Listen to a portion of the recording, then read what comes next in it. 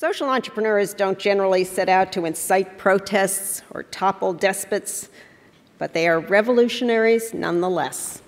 They understand that wars can be waged by 1,000 cuts, that crimes against humanity occur when millions of children die of diarrhea or tetanus, when medicine fails the poor, when education squanders young educators and sacrifices its young.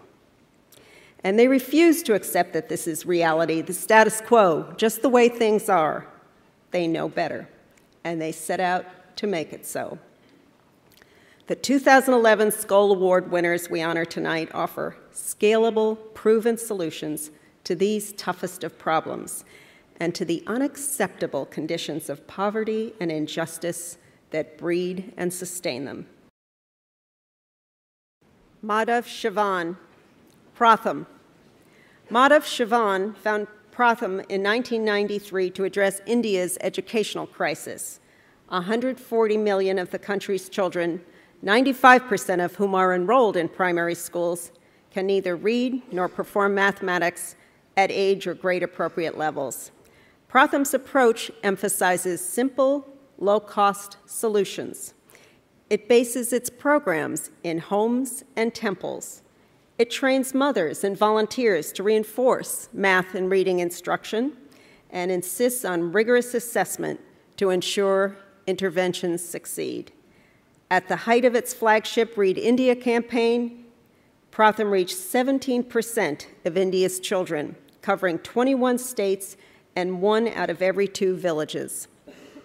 Literacy levels improved dramatically, so much so that the campaign has transitioned to scale up its results through partnership with state and local governments. Beyond its direct interventions and disciplined self-assessment, Pratham created the annual Status of Education Report, the only measurement of children's literacy and numeracy conducted at scale in India today. Madhav and his senior staff serve on educational policy-making bodies at state and central government levels. They innovate and test, implement and prove, and then partner and serve with government to transform public education for India's children. Madhav Chavan, Pratham.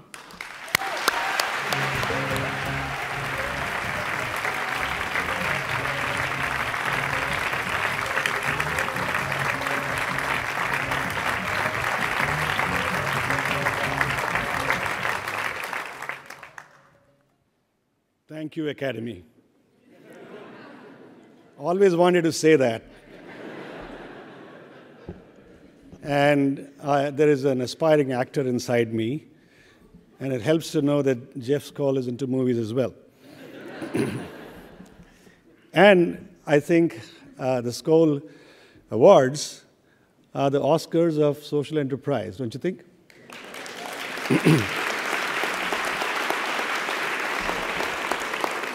Now, I have a problem, because most of the things that I wanted to say as context to my speech, Sally has already said. So I can tell you some stories instead and some other thoughts.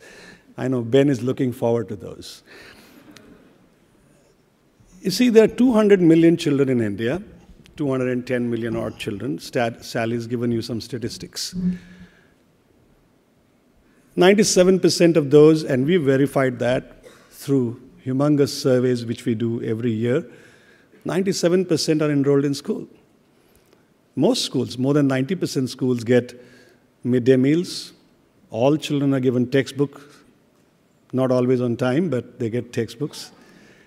All children are provided free uniforms, 2 sets. In many states now, the governments are giving bicycles to young girls to go to school. So after all this, and there are teachers as well, not enough always, but there are enough teachers. So why is Pratham doing anything at all?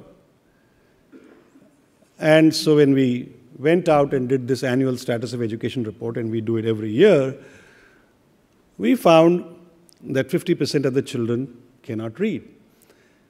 My colleague, Dr. Rukmini Banerjee, tells a story of a bunch of volunteers going into a village in the northern province of India called Uttar Pradesh. So it's a village, and the village head, a patriarch, is lying down on his charpai. Char is four, so it's a four-legger. Can't call it a bed, can't call it a cot. And he's smoking his hookah. And when he sees the volunteers, he's saying, "What are you guys doing here?"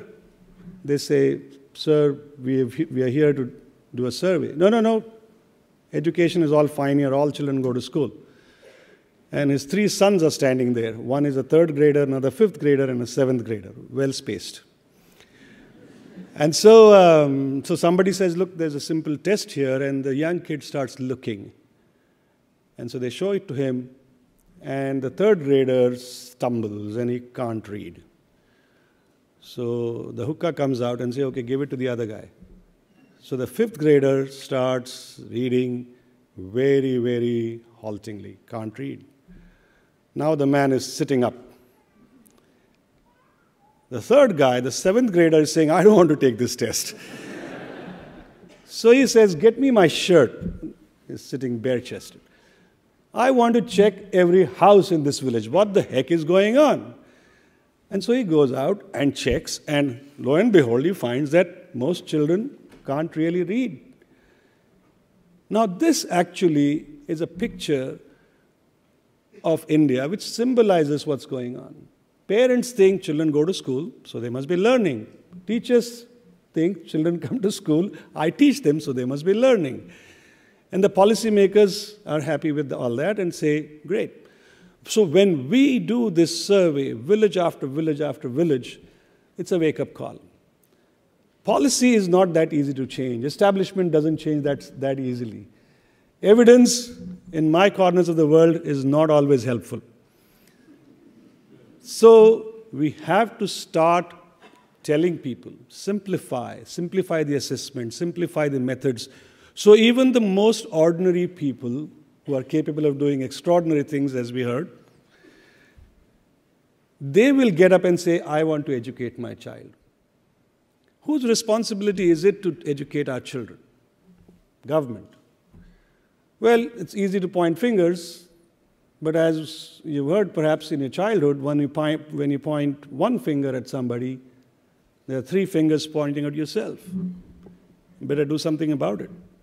Look at it another way. If it was your child who could not read, would you blame the government? Advocacy. Would you go out and lobby, or would you start teaching your child? I think both are required. While you have to tell the government to do things, you have to get up and start doing something by yourself. And I'm proud that I live in the country of Mahatma Gandhi, who said, get up and do it. Do it yourselves. So the Pratham volunteers, people go out and start talking. Mahatma Gandhi walked 23 days, 300 kilometers, and picked up salt against the British Empire. What country is this now? Okay. Hundreds of thousands joined him, and history of India was changed. And now you don't have to walk for 23 days, not 300 kilometers, just pick up a book, don't pick up salt, and read with a few children in your village. Hundreds of thousands will join you, and the history of India will change once again. It's a very powerful message. And that's how, by the thousands, volunteers come up. Now the problem is, while these volunteers come, they are also victims of the same education system. They can't teach very well. They don't know math. They don't know reading properly. And so the Skoll Award is going to help us to build capacity of our own organizations so we can do things not only on a large scale, but do them better. We need to build leadership so that people can do things on their own. I want to end by quoting Lao Tzu, the great Chinese philosopher poet. And it's one of my favorites. It is a guiding principle of how we try to do work. It's not always easy. Lao Tzu said, go to the people, live among them, love them, learn from them, start with what they know, build on what they have, And when it is done, they will say, we did it ourselves. It's not about Pratham. It's not about you. It's not about Skoll. It's about people changing their own lives. We would like to enable them as best as we can. Thank you.